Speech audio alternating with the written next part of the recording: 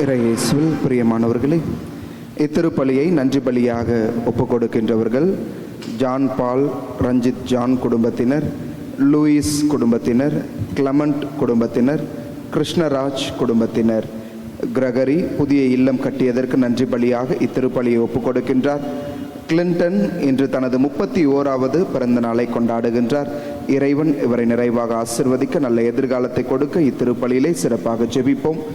மேலும் மரிய பீட்டர் அவர்களுடைய நல்ல உடல் உள்ள சுகத்திற்காகவும், டேவிட் அமலோர் பவுமேரி குடும்பத்தினருடைய தனிப்பட்ட கருத்துக்கள் நிறைவேறவும், மார்க்கஸ் வினிகஸ் தேர்வில் நல்ல முறையில் படிக்கவும், ஜான் குடும்பத்தினருடைய தனிப்பட்ட சிறப்பு கருத்துக்கள் நிறைவேறவும் இத்திருப்பலியானது ஒப்புக்கொடுக்கப்படுகிறது.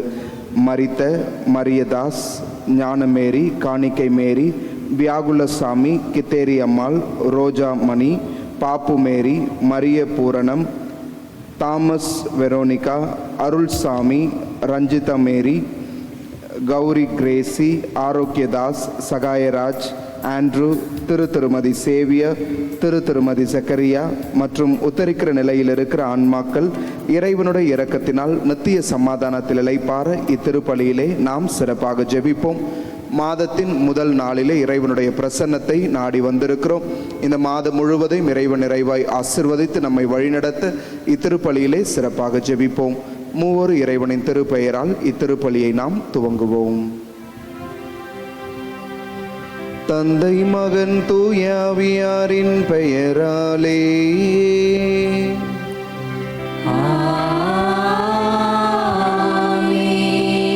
நம் ஆண்டவராகிய இயேசு கிறிஸ்துவின் அருளும் கடவுளின் அன்பும் தூய ஆவியாரின் நட்புறவும் உங்கள் அனைவரோடும் இருப்பதாக.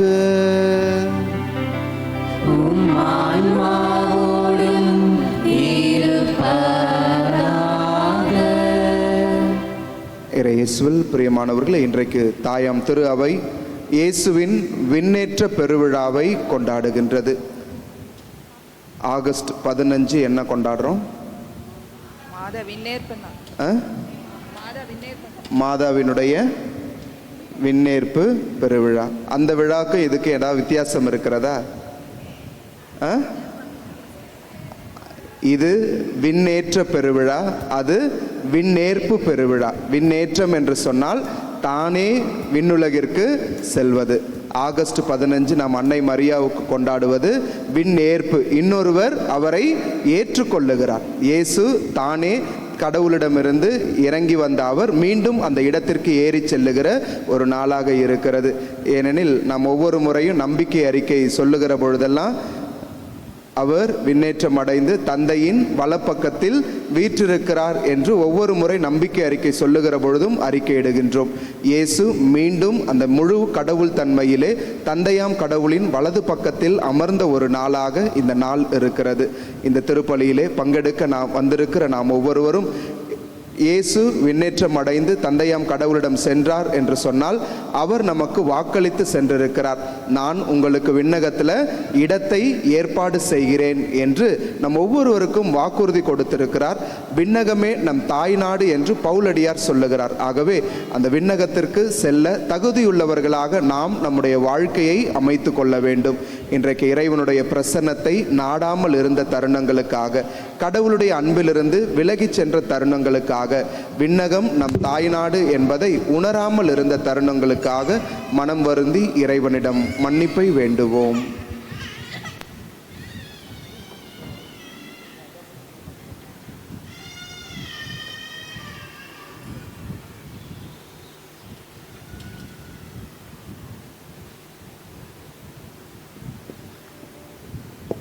எல்லாம் வல்ல இறைவனிடமும் நான் பாவி என்று ஏற்றுக்கொள்கிறேன். ஏனெனில் என் சிந்தனையாலும் சொல்லாலும் செயலாலும் கடமையில் தவறியதாலும் பாவங்கள் பல செய்தேன். என் பாவமே, என் பாவமே, என் பெரும் பாவமே. ஆகையால் எப்பொழுதும் கன்னியான புனித மரியாளையும் வானதூதர் புனிதர் அனைவரையும், சகோதர சகோதரிகளே உங்களையும் நம் இறைவனாகிய ஆண்டவரிடம் எனக்காக வேண்டிக் கொள்ள மன்றாடுகிறேன். எல்லாமல்ல இறைவன் நம் மீது இரக்கம் வைத்து நம் பாவங்களை மன்னித்து நம்மை நிலையான நித்திய வாழ்வுக்கு அழைத்து செல்வாராக. ஆமென்.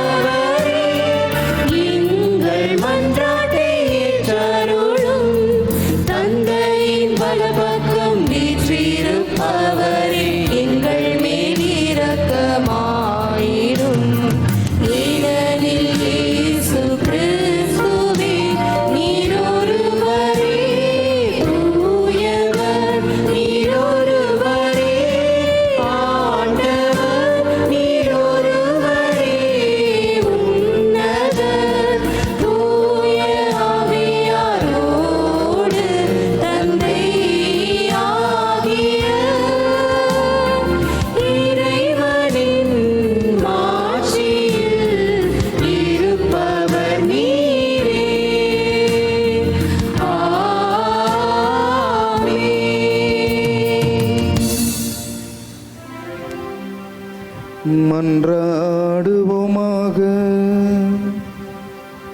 எல்லாம் வல்ல இறைவா, உம் திருமகன் கிறிஸ்துவின் விண்ணேற்றம் எங்களுக்கு ஒரு முன்னடையாளமாக இருக்கின்றது.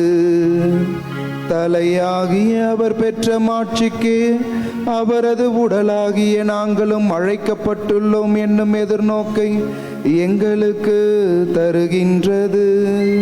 எனவே நாங்கள் உமக்கு அன்புடன் நன்றி கூறி புனிதமான மகிழ்ச்சியுடன் என்றும் மக்களிக்க செய்வீராக.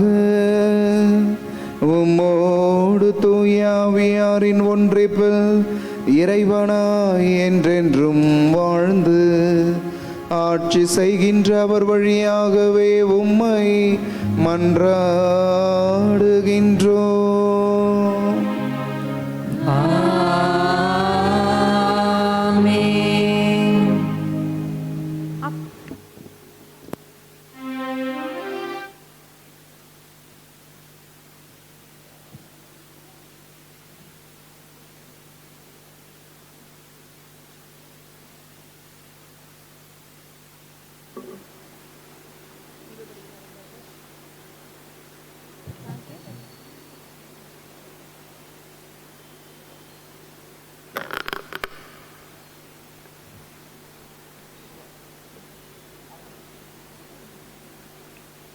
எங்கள் கண்கள் முன்பாக இயேசு மேலே எடுத்து கொள்ளப்பட்டார். திருத்துதர் பணிகள் நூலிலிருந்து வாசகம். அதிகாரம் 1, இறை வார்த்தைகள் 1 முதல் 11 முடிய. தெயோபில் அவர்களே, இயேசு தாம் தெரிந்து கொண்ட திருத்துதர்களுக்கு அவர்கள் தூய ஆவியின் துணையோடு செய்ய வேண்டியவற்றை குறித்து அறிவுறுத்திய பின் விண்ணேற்றம் அடைந்தார். விண்ணேற்றம் அடைந்த நாள் வரை அவர் செய்தவை, கற்பித்தவை யாவற்றையும் குறித்து எனது முதலாம் நூலில் நான் எழுதினேன். இயேசு துன்புற்று இறந்த பின்பு 40 நாட்களாக அவர்களுக்கு தோன்றி இறையாட்சியை பற்றி கற்பித்தார். பல தெளிவான சான்றுகளால் தாம் உயிரோடு இருப்பதை காண்பித்தார்.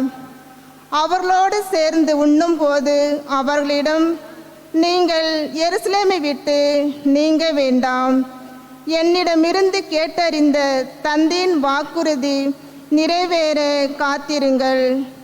யோவான் தண்ணீரால் திருமுழுக்கு கொடுத்தார், நீங்களோ இன்னும் சில நாள்களில் தூய ஆவியால் திருமுழுக்கு பெறுவீர்கள் என்று கூறினார். பின்பு அங்கே கூடியிருந்தவர்கள் அவரிடம், ஆண்டவரே, இஸ்ரேலுக்கு ஆட்சியுரிமையை மீண்டும் பெற்றுத்தரும் காலம் இதுதானோ என்று கேட்டார்கள். அதற்கு அவர், என் தந்தை தம் அதிகாரத்தால் குறித்து வைத்துள்ள நேரங்களையும் காலங்களையும் அறிவது உங்களுக்கு உரியது அல்ல. ஆனால் தூய ஆவி உங்களிடம் வரும்போது நீங்கள் கடவுளது வல்லமையை பெற்று எருசலேமிலும் யூதேயா சமரியா முழுவதிலும் உலகின் கடை எல்லை வரைக்கும் எனக்கு சாட்சிகளாயிருப்பீர்கள் என்றார். இவற்றை சொன்ன பின்பு அவர்கள் கண்கள் முன்பாக அவர் மேலே எடுத்து கொள்ளப்பட்டார். மேகம் ஒன்று அவரை எடுத்து சென்று அவர்கள் பார்வையிலிருந்து மறைத்து விட்டது. அவர் செல்லும் போது அவர்கள் வானத்தை அண்ணார்ந்து பார்த்து கொண்டே இருந்தார்கள். அப்பொழுது வெண்ணுடை அணிந்த இருவர் தோன்றி, கலிலேயரே, நீங்கள் ஏன் வானத்தை அண்ணார்ந்து பார்த்து கொண்டு நிற்கிறீர்கள்? இந்த இயேசு உங்களிடமிருந்து விண்ணேற்றம் அடைந்ததை கண்டீர்கள் அல்லவா? அவ்வாறே அவர் மீண்டும் வருவார் என்றனர். ஆண்டவரின் அருள்வாக்கு. இறைவனுக்கு நன்றி. நீங்கள் பாட வேண்டிய பதிலுரை. எக்காலம் முழங்கிடவே உயரே ஏறுகின்றார் ஆண்டவர். எக்காலம் முழங்கிடவே உயரே ஏறுகின்றார் ஆண்டவர்.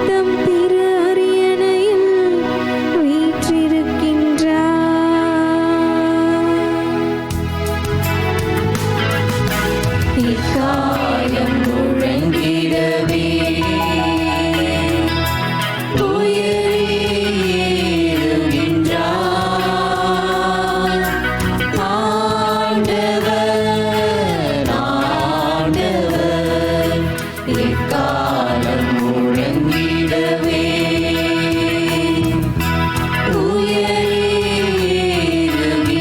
உயர்கின்றார் ஆண்டவர் ஆண்டவர்.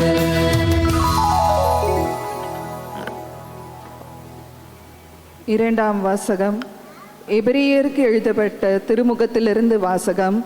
அதிகாரம் 9 இறை வார்த்தைகள் 24 28, அதிகாரம் 10 இறை வார்த்தைகள் 19 23 முடிய.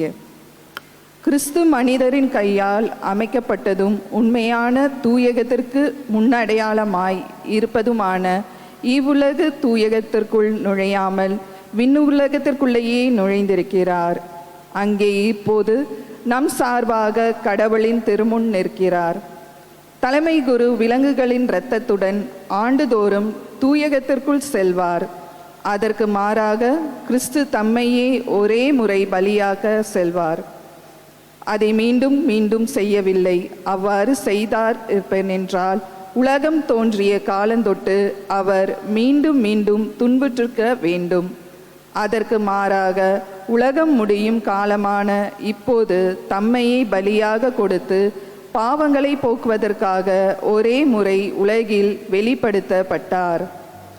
மனிதர் ஒரே முறை சாவுக்கு உட்படுகின்றனர். பின்னர் இறுதி தீர்ப்பு வருகிறது. இதுவே அவர்களுக்கென்ன உள்ள நியதி.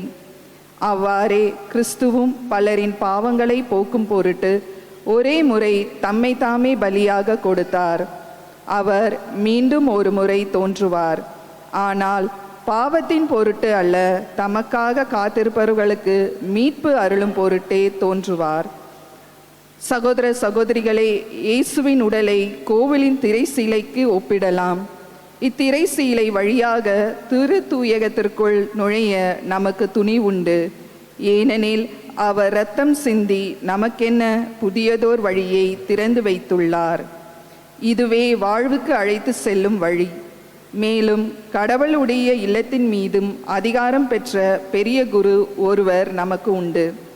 ஆதலால் தீய மனசான்றிலிருந்து விடுவிக்கப்பட்ட உள்ளமும் தூய நீரில் கழுவப்பட்ட உடலும் உடையவர்களாய் நேரிய உள்ளத்தோடும் மிகு உறுதியான நம்பிக்கையோடும் அவரை அணுகி செல்வோமாக. நமக்கு வாக்களித்தவர் நம்பிக்கைக்கு உரியவர். ஆண்டவரின் அருள்வாக்கு. இறைவனுக்கு நன்றி.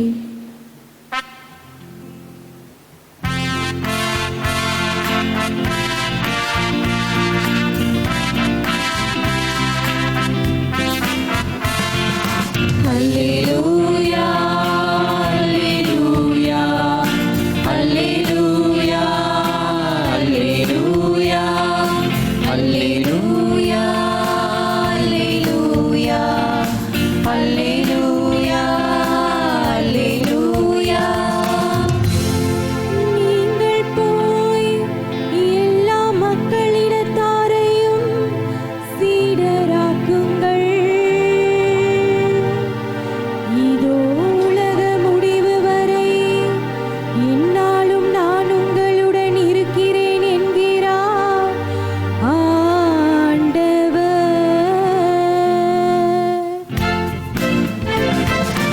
அல்லேலூயா அல்லேலூயா அல்லேலூயா அல்லேலூயா. ஆண்டவர் உங்களோடு இருப்பாராக. ஆன்மாவோடும் இருப்பாராக. லூக்கா எழுதிய தூய நற்செய்தியிலிருந்து வாசகம். ஆண்டவரே, மாட்சி உமக்கே. அதிகாரம் 24 இறை வார்த்தைகள் 46 முதல் 53 முடிய. அக்காலத்தில் இயேசு தம் சீடர்களிடம், மெசியா துன்புற்று இறந்து 3ஆம் நாள் உயிர்த்தெழ வேண்டும் என்றும் பாவ மன்னிப்பு பெற மனம் மாறுங்கள் என எருசலேம் தொடங்கி அனைத்து நாடுகளிலும் அவருடைய பெயரால் பறைசாற்றப்பட வேண்டும் என்று எழுதியுள்ளது. இவற்றுக்கு நீங்களே சாட்சிகள். இதோ என் தந்தை வாக்களித்த வல்லமையை நான் உங்களுக்கு அனுப்புகிறேன். நீங்கள் உன்னதத்திலிருந்து வரும் அவ்வல்லமையால் ஆட்கொள்ளப்படும் வரை இந்நகரத்திலேயே இருங்கள் என்றார். பின்பு இயேசு பெத்தனியா வரை அவர்களை அழைத்து சென்று தம் கைகளை உயர்த்தி அவர்களுக்கு ஆசி வழங்கினார். அவர்களுக்கு ஆசி வழங்கி கொண்டிருந்த போதே அவர் அவர்களிடமிருந்து பிரிந்து விண்ணேற்றம் அடைந்தார். அவர்கள் அவரை வணங்கிவிட்டு பெரும் மகிழ்ச்சியோடு எருசலேம் திரும்பிச் சென்றார்கள். அவர்கள் கோவிலில் எப்போதும் கடவுளை போற்றியவாறு இருந்தார்கள். ஆண்டவரின் அருள்வாக்கு. கிறிஸ்துவே உமக்கு புகழ்.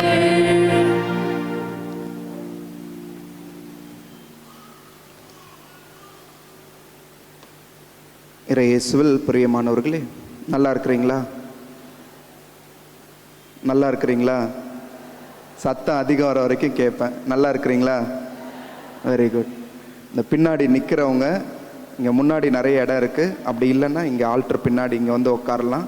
கோவிலுக்கு பின்பாக வழி இருக்குது. நிறைய பேர் நின்றுட்டுருக்கிறீங்க. உட்காரணுன்னா இப்படி வந்துடுங்க. ஓகே. இயேசுவில் பிரியமானவர்களே, இன்னைக்கு விண்ணேற்ற பெருவிழாவை கொண்டாடுகின்றோம். இந்த நாளில் அடிப்படையாக கேட்குற கேள்விகளோடு மறையுரையை ஆரம்பிக்கிறேன். இயேசு விண்ணேற்றம் அடைந்தார். விண்ணேற்பு அடைந்த விவிலியத்தில் கொடுக்கப்பட்டிருக்கிற விண்ணேற்பு அடைந்த யாராவது நபர்கள் சொல்லுங்க. யாராவது போயிருக்கிறாங்களா? ஃபர்ஸ்ட் பர்சன் யாரு? ஏனோக்கு. தொடக்க நூல் 5வது அதிகாரத்தில் ஏனோக்கு அவரை பற்றி குறிப்பிட்டிருப்பாங்க. இருங்க, ஃபஸ்ட்டு ஏனோக்கு முடிச்சிடுறேன். இந்த ஏனோக்கு கடவுளோடு நடந்து வந்தான். பின்பு அவனை காணவில்லை, ஏனெனில் கடவுள் அவரை எடுத்துக்கொண்டார் அப்படின்னு சொல்லி தொடக்க நூல் 5வது அதிகாரத்தில் குறிப்பிடப்பட்டிருக்கு. ஸோ இந்த மண்ணுலகிலிருந்து முதலாக விண்ணேற்பு அடைந்த, விண்ணேற்றம் அல்ல, விண்ணேற்பு அடைந்த முதல் மனிதர் அப்படின்னு சொன்னால் அது ஏனோக்கு. அவருக்கு அப்புறமா இவங்க 2 பேருக்கு நடுவில் யாராவது இருக்காங்களா?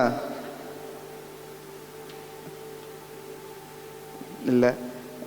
சொல்கிறாங்க, ஒரு சில விவிலிய அறிஞர்கள் சொல்கிறாங்க, மோசே விண்ணேற்பு அடைந்திருக்கலாம். ஏனெனில் மோசே மக்களுடைய மிகப்பெரிய ஒரு தலைவராக இருந்தார். கடவுள் தன் நண்பரிடம் பேசுவதை போல மோசேவோடு ஒவ்வொரு முறையும் முகமுகமாய் பேசினார் என்று குறிப்பிடப்பட்டிருக்கு. ஆனால் மோசே இறந்தார், அவரை அடக்கம் செய்தார்கள் என்கிற வார்த்தை விவிலியத்தில் இருக்கிறது. ஆனால் அவருடைய கல்லறை வைக்கப்பட்டிருக்கிற இடம் இந்த நாள் வரை யாருக்கும் தெரியாது அப்படின்னு சொல்லி இணைச்சட்ட நூல் கடைசி அதிகாரம் 34வது அதிகாரத்தில் கொடுத்திருக்கிறாங்க. ஒரு சிலர் இன்னும் நம்புறாங்க, யூதர்கள் இன்னும் நம்புறாங்க. ஏனெனில் அவர் விண்ணேற்பு அடைந்திருக்க வேண்டும். அதனால தான் இயேசுவோடு தாபோர் மலையில் உரையாடுகிற பொழுது மோசேவும் எலியாவும் வந்து உரையாடினார்கள் அப்படின்னு சொல்லி ஒரு விதத்தில் சொல்றாங்க. ஆனால் விவிலியத்தில் அந்த குறிப்பு கிடையாது. சரியா? விவிலியத்தில் அந்த குறிப்பு கிடையாது. அது தெளிவு. அடுத்தது நீங்க சொல்ற எலியா. அரசர்கள் 2 அரசர்கள் 2வது அதிகாரத்தில் பார்த்தீங்கன்னா எலியா எவ்வாறு விண்ணேற்பு அடைந்தார் அப்படின்னு சொன்னால், எரிகிற சுழல் தேரிலே கடவுள் அவரை விண்ணகத்திற்கு எடுத்துக்கொண்டார் என்று விவிலியம் குறிப்பிடுகிறது. இதுக்கப்புறம் வேற யாராவது இருக்காங்களா? மாதா வந்து விவிலியத்தில் குறிப்பு கிடையாது, மரபின்படி நம்புறாங்க. மரபின்படி எப்படி அப்படின்னு சொன்னா, புனித தோமையார் அன்னையினுடைய அந்த திருமரண நேரத்தில் அருகில் இல்லை, அவர் தூய ஆவியாரால் அங்கு கொண்டு செல்லப்பட்டார் அப்படின்னு சொல்றாங்க. அந்த நேரத்தில் தோமையார், நான் அன்னையினுடைய அந்த உடலை பார்த்தே ஆக வேண்டும் என்று கேட்ட பொழுது மற்ற திருத்தூதர்கள் இணைந்து அன்னையினுடைய அந்த கல்லறையை ஓப்பன் பண்ணா உள்ள ஒண்ணுமே இல்லை. அவருடைய உடல் அடக்கம் செய்யப்பட்டிருந்த இடத்துல எதுவுமே இல்லை, அவருடைய பாடி வைத்திருந்த ஒரு தடயமே இல்லை. அப்படின்றதுனால மரபின்படி சொல்றாங்க, அன்னை மரியாள் விண்ணகத்திற்கு எடுத்துக்கொள்ளப்பட்டிருக்க வேண்டும் என்று சொல்லுகிறார்கள். இவர்களெல்லாம் ஏன் சொல்கிறேன் அப்படின்னு சொன்னால், இவர்களெல்லாம் விண்ணேற்பு அடைந்தார்கள் என்று சொன்னால் கடவுள் அந்த பாக்கியத்தை மனிதர்களாகிய எல்லோருக்கும் கொடுத்திருக்கிறார். அந்த அழைப்பை உங்களுக்கும் சரி எனக்கும் சரி கடவுள் கொடுத்திருக்கிறார். அன்புக்குரியவர்களே, இயேசுவின் விண்ணேற்றம் நமக்கு என்ன சொல்லி கொடுக்கிறது, இயேசு விண்ணேற்றம் அடைந்ததனால நமக்கு என்ன நன்மை இருக்கிறது அப்படின்னு சொல்லி இந்த நாளில் நாம் கட்டாயமாக சிந்தித்து பார்க்க வேண்டும். ஒரு சின்ன குழந்தை, ஒரு 7-8 வயசு சின்ன குழந்தை, அவங்க அப்பா வெளிநாட்டுக்கு போகிறாங்க. ஃப்ளைட்டில் அவங்க அம்மா வழி அனுப்பி விடுறதுக்காக ஏர்போர்ட்டுக்கு கூட்டிகிட்டு போயிருக்கிறாங்க. கூட்டிகிட்டு போகும்பொழுது அந்த குழந்தை அவங்க அப்பா தன்னை விட்டு பிரிந்து போகிறார் என்பதற்காக பயங்கரமாக அழுது. உடனே அவங்க அம்மா சமாதானப்படுத்துகிறாங்க. அப்பா நீ கவலைப்படாதரா, அப்பா வெளிநாட்டுக்கு போனார்னா அங்கேயே இருந்துட போகிறது கிடையாது, மீண்டும் அவர் நம்மிடம் வருவார். அவர் வெளிநாட்டுக்கு போகிறது ஒரு பிரிவு தான், இருந்தாலும் அந்த பிரிவை நாம் தாங்கி கொண்டால் அவர் அங்கு சென்று பணம் சம்பாதித்து நம்முடைய குடும்பத்துக்கு அனுப்புனாங்க அப்படின்னு சொன்னால் நீயும் நானும் நல்ல ட்ரெஸ் எடுத்து போடலாம், நீயும் நானும் நல்ல வீட்டில் வசிக்கலாம், நீயும் நானும் சந்தோஷமாக இருக்க தேவையான எல்லா பொருட்களையும் வாங்கி கொள்ளலாம். மீண்டும் ஒரு குறிப்பிட்ட காலம் முடிந்து உன்னுடைய தந்தை நம்முடைய வீட்டுக்கு வரும்பொழுது அதுக்கப்புறம் நம்ம சந்தோஷமா வாழலாம். அது பிரிவு தான், ஆனா இந்த பிரிவு நிரந்தரமானது கிடையாது. அவர் அங்கு சென்றால்தான் நம்முடைய இல்லத்திற்கு தேவையான பணம் வரும். நமக்கு கஷ்டம்தான், இருந்தாலும் அது நமக்கு ஒரு பெரிய ஆதாயம் என்று சொல்லி அந்த குழந்தையை தேற்றினார்கள். இன்றைக்கு வெளிநாட்டுக்கு போகிற ஒவ்வொரு மனிதருடைய உள்ளமும் அந்த மனிதரை போல தான் இருக்கும். அந்த குடும்பத்தினருடைய தவிப்பும் இந்த மனைவி அந்த குழந்தையினுடைய தவிப்பை போன்றது தான். அவங்க வெளிநாட்டுக்கு போறது நிரந்தரமானது கிடையாது, மாறாக ஒரு பகுதியாகத்தான் போகிறார். ஆனால் அங்கு சென்று அவர் கடினப்பட்டு உழைத்து சம்பாதித்து பணத்தை அனுப்புகிற பொழுது இந்த குடும்பம் நிம்மதியான சந்தோஷமான மகிழ்ச்சியான ஒரு வாழ்வை அமைத்து கொள்ள அது ஏதுவாக இருக்கும். அன்புக்குரியவர்களே, இயேசுவின் விண்ணேற்றமும் ஏறக்குறைய இந்த நபர் வெளிநாடு செல்வதை போன்றதுதான். இயேசு விண்ணேற்றம் அடைந்ததனால தான் நாம் ஒவ்வொருவருக்கும் விண்ணகத்தில் நிரந்தரமான ஒரு இடத்தை ஏற்பாடு செய்திருக்கிறார். நாமும் விண்ணகம் அடைவோம் என்கிற அந்த வாய்ப்பை, அந்த கதவை இயேசு நமக்காக திறந்து வைத்திருக்கிறார். இன்றைக்கு ஏன் விண்ணகம் இயேசு போனார் அப்படின்னு சொன்னா 2 காரணங்களை குறிப்பிடுகிறார்கள். இயேசு விண்ணேற்றம் அடைந்ததற்கு 2 காரணங்களை குறிப்பிடுகிறாங்க. இயேசு ஏன் விண்ணேற்றம் அடைந்தார் என்று சொன்னால் அவருடைய மண்ணக பணி நிறைவடைகிறது. இயேசு இந்த மண்ணுலகில் நமக்காக பிறந்து நம்முடைய மீட்புக்காக இந்த உலகின் மோசமான அந்த தண்டனையை ஏற்று நமக்காக தன்னுடைய உயிரை கொடுத்து அவமானங்களை ஏற்று இறந்து உயிர்த்து மீண்டும் தன்னுடைய சீடர்களை திடப்படுத்துகிறார். இயேசு 3 ஆண்டுகள் தன்னுடைய சீடர்களை தன்னோடு வைத்திருந்தார், எல்லாவற்றையும் கற்றுக் கொடுத்தார். ஆனால் சீடர்கள் கற்றுக்கொண்டாங்களா? இயேசுவினுடைய முதல் போதனை அங்க எடுபடலை. சீடர்களோடு இருந்து எல்லாத்தையும் கற்றுக் கொடுத்தாலும் அந்த சீடர்கள் உண்மையான திறந்த மனதோடு அதை ஏற்றுக்கொள்ளவில்லை. அவர்களெல்லாம் இயேசுவை மெசியாவாக பார்க்க பல நேரங்களில் தவறினார்கள். ஆனால் உயிர்த்த இயேசு அதை அப்படியே விட்டுவிடவில்லை. இந்த 40 நாளும் பல முறை அவர்களுக்கு காட்சி கொடுத்து 2வது முறையாக எல்லாவற்றையும் கற்றுக் கொடுக்க ஆரம்பிக்கிறார். இயேசுவினுடைய அந்த இறப்பு உயிர்ப்புக்கு பின்பாக இந்த அனுபவத்துக்கு பின்னாடிதான் சீடர்கள் இயேசு சொன்ன எல்லா வார்த்தைகளையும் தெளிவாக புரிந்து கொள்ள ஆரம்பிக்கிறார்கள். இயேசு எதற்காக தங்களை அழைத்தார், இயேசு எதற்காக அந்த பணிவாழ்வின் அனுபவத்தை கொடுத்தார் என்பதை முற்றிலுமாக சீடர்கள் உணர்ந்து கொள்ளுகிறார்கள். அவருடைய பணி வாழ்வு நிறைவு பெறுகிறது என்பதை இந்த விண்ணேற்பு பெருவிழா நமக்கு உணர்த்துகிறது. 2வது என்ன அப்படின்னு சொன்னா, அவருடைய பணி வாழ்வு நிறைவு பெற்ற நம்மளுடைய பணி வாழ்வு துவங்க ஆரம்பிக்கிறது.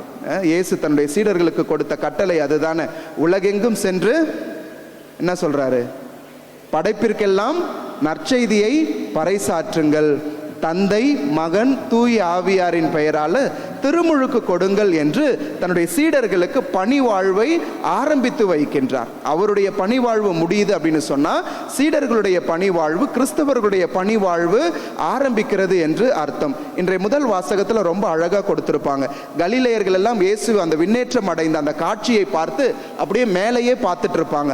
அப்ப அந்த வெண்ணிற ஆடை அணிந்தவர்கள் வந்து அவங்க கிட்ட என்ன சொல்றாங்க? இன்னும் எவ்வளோ நேரம் மேலேயே பார்த்துட்டு இருப்பீங்க, கீழே பாருங்க, மண்ணுலகத்தை பாருங்க, போய் உங்களுடைய பணியை ஆற்றுங்கள் என்று சொல்லி அழைப்பு கொடுக்கிறார். இயேசுவுடைய பணி முடிந்தது என்று சொன்னால் நம்முடைய பணி இயேசுவினுடைய அந்த வார்த்தைகளை, விழுமியங்களை நினைவுபடுத்துகிற, இந்த மண்ணுலகில் செயல்படுத்துகிற நம்முடைய பணி ஆரம்பிக்கிறது என்று அர்த்தமாகிறது. அன்புக்குரியவர்களே, இந்த இயேசு நமக்கு விண்ணகத்தை கொடுத்திருக்கிறார். விண்ணகத்துக்கு போகிற பாக்கியத்தை நமக்கு ஏற்படுத்தி இருக்கிறார். நாம விண்ணகத்துக்கு போகணும் அப்படின்னு சொன்னா இயேசு 3 காரியங்களை செய்ய விவிலியத்தில் நமக்கு அழைப்பு விடுக்கிறார். 3 காரியங்கள் என்னென்ன அப்படின்னு சொன்னா, ஃபர்ஸ்ட் இயேசு சொல்றாரு, என்னை நோக்கி ஆண்டவரே ஆண்டவரே என அழைப்பவர்கள் எல்லாம் கம்ப்ளீட் பண்ணுங்க, விண்ணரசுக்குள் செல்ல மாட்டாங்க. யார் செல்வா? மாறாக தந்தையின் திருவுளப்படி நடப்பவரே விண்ணரசுக்குள் செல்வாங்க.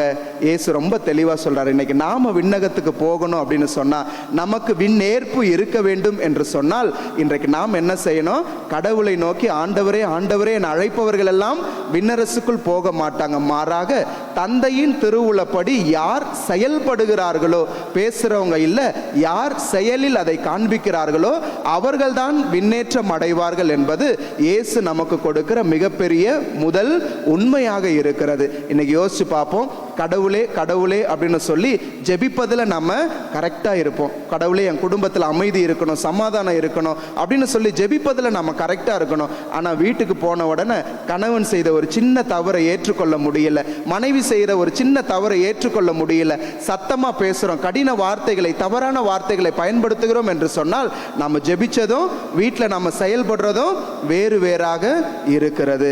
அப்போ அந்த ஜெபத்துக்கு அர்த்தம் இல்லை. இயேசு அதை தான் சொல்றாரு. நீங்க எதை ஜெபிக்கிறீங்களோ அதை செயல்படுத்தக்கூடியவர்களாக நாம் இருக்கிற பொழுது கடவுள் அதற்கான ஆசீரை நமக்கு கொடுத்து அதை நிறைவுக்கு கொண்டு வருவார். வெறும் ஜெபிக்கிறவர்களாக மட்டும் இருந்தோம் அப்படின்னு சொன்னா, கடவுளை கடவுளைன்னு கூப்பிடுறவங்களாக மட்டும் இருந்தோம்னு சொன்னா விண்ணரசுக்குள் செல்ல முடியாது, இறைவனுடைய ஆசீரை அனுபவிக்க முடியாது. எதற்காக ஜெபிக்கிறீர்களோ அதை வாழ்க்கையில செயல்படுத்த முயற்சிகளை நாம் மேற்கொள்ள வேண்டும். அமைதிக்காக ஜெபிச்சிங்கன்னா அந்த அமைதியை ஏற்படுத்த முயற்சியை நாம் மேற்கொள்ள வேண்டும். நல்ல வேலை வேணும்னு ஜெபிச்சோம்னா நல்ல வேலை கிடைப்பதற்கான முயற்சிகளை நாம் மேற்கொள்ள வேண்டும். வீட்டிலேயே உட்கார்ந்துட்டு எனக்கு வேலை கிடைக்கணும் வேலை கிடைக்கணும் கடவுளே அப்படின்னு சொன்னா முடியாது. தேர்வுல பாஸ் ஆகணும் அப்படின்னு சொல்லி ஜெபிச்சா மட்டும் போதாது, படிக்கவும் முயற்சி செய்ய வேண்டும். நாம் படிக்கிற நம்முடைய முயற்சியை மேற்கொண்டாதான் கடவுள் அதை ஆசீர்வதித்து நிறைவுக்கு கொண்டு வருவார். அதனால கடவுள் சொல்றாரு, ஆண்டவரே ஆண்டவரே என அழைக்காம அதற்கான செயலில் ஈடுபட சொல்லி நமக்கு அழைப்பு விடுக்கிறார். இது முதலாவது அழைப்பு. இரண்டாவது சொல்றாரு, செல்வர்கள் விண்ணரசுக்குள் புகுவதை விட என்ன சொல்றாரு? ஊசியின் காதில் ஒட்டகம் நுழைவது எளிது. இயேசு ரொம்ப தெளிவாக சொல்றாரு பாருங்க.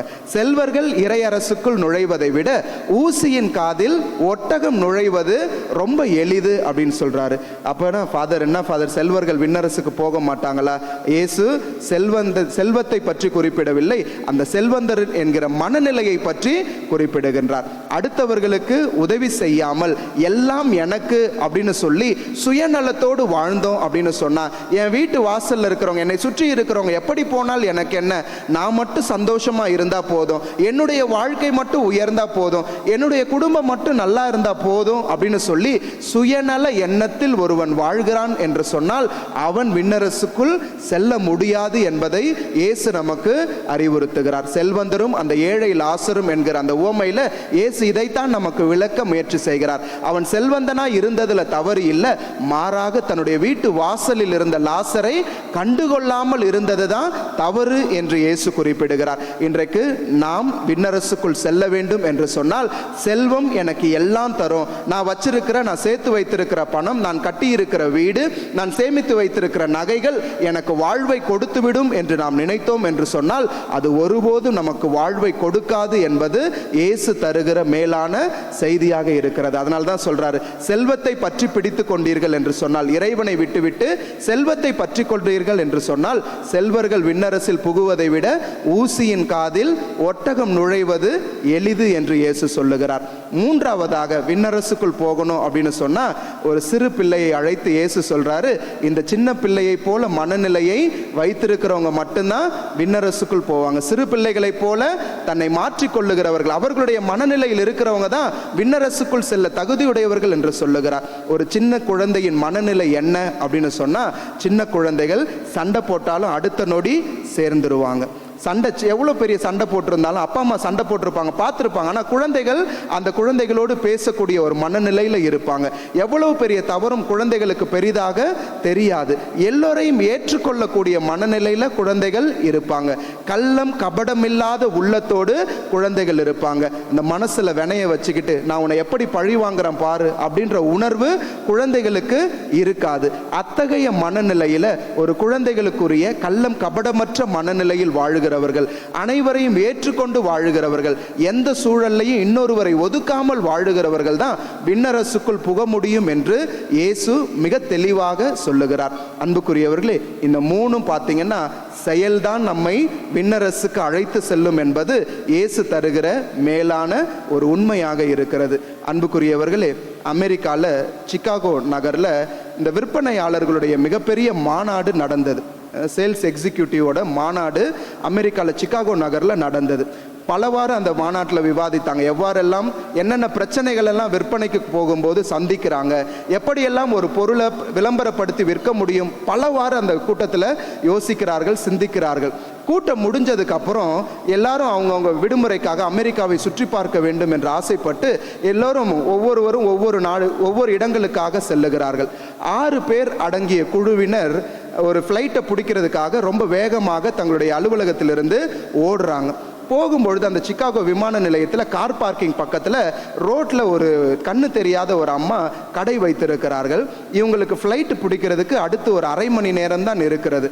அதுக்குள்ளே போயிட்டு இவங்க செக்கிங் எல்லாம் முடித்து ஃப்ளைட்டில் ஏறி ஆக வேண்டும். இந்த 6 பேரும் தபன்னு இறங்கினவுன்னு ஓட ஆரம்பிக்கிறாங்க. அதில் ஒருவருடைய கால் பட்டு அந்த ஆப்பிள் அடுக்கி வைத்திருந்த அந்த கடையிலிருந்து எல்லா ஆப்பிளும் கீழே விழுந்துருது. இங்கே சுற்றி இருக்கிறவங்கெல்லாம் 5 பேரும் ஓட ஆரம்பிக்கிறாங்க. கடைசியாக வந்த நபர் நிற்கிறார். நின்ன உடனே மற்றவங்கெல்லாம் சொல்கிறாங்க, நீ ஏன்டா நிற்கிற, இன்னும் அரை மணி நேரம் தான் இருக்குது, ஃப்ளைட்டை மிஸ் பண்ணிட்டேன்னா பெரிய லாஸ் நமக்கு, நீ வா, வேற யாராவது அதை பார்த்துப்பாங்க அப்படின்னு சொல்லி ஓடுறாங்க. ஆனால் இந்த மனிதர் நின்று அந்த யாருக்கோ தெரியல, அவங்களுக்கு பெரிய லாஸாக இருக்கும், நாம் செய்த தவறு இன்னொருவருடைய வாழ்க்கையில் ஒரு பாதிப்பை ஏற்படுத்தக்கூடாது, நீங்கள் போங்க, எவ்வளோ செலவானாலும் பரவாயில்ல, நான் அடுத்த விமானத்தில் வரேன் அப்படின்னு சொல்லி இவர் அந்த பெண்மணி பக்கத்தில் போகிறார். அந்த அம்மா கண்ணு தெரியாது போல தடவி கீழே எங்கெங்கெல்லாம் அந்த ஆப்பிள் விழுந்திருக்குன்னு சொல்லி தேடிக்கொண்டிருக்கிறார். இந்த நபருக்கு அதை பார்த்த உடனே மனசுல ரொம்ப ஒரு வலி. என்னுடைய சுயநலத்திற்காக நான் தட்டி விட்டு ஒருவேளை ஓடி இருந்தேன்னா எவ்வளவு பெரிய தவறு செய்திருப்பேன், இந்த அம்மாக்கு யார் உதவி செய்திருப்பா, இவருடைய வருமானம் எப்படி அந்த நாளில் இருந்திருக்கும் அப்படின்னு சொல்லி எல்லா ஆப்பிளையும் எடுத்து வைக்கிறார். நல்லதும் உடஞ்சு போனதும் சேதமடைந்ததை தனியாக பிரித்து வைக்கிறார், நல்லதை பிரித்து வைக்கிறார். அந்த சேதமடைந்ததற்கு ஒரு $50 காசு அந்த அம்மா கிட்ட கொடுத்துட்டு அந்த அம்மாவை பார்த்து சொல்லுகிறார், என்னுடைய தவறு தான், நானும் என் நண்பர்களும் விமானத்தில் போறதுக்காக வேகமாக ஓடும்போது தெரியாம தட்டி விட்டுட்டோம் அப்படின்னு சொல்லி மன்னிப்பு கேட்கிறார். அந்த அம்மா சொல்றாங்க, நீங்க ஜீசஸோட டிசைபிளா அப்படின்னு சொல்லி கேட்டாங்களாம். அன்புக்குரியவர்களே, ஒரு உண்மையான கிறிஸ்தவ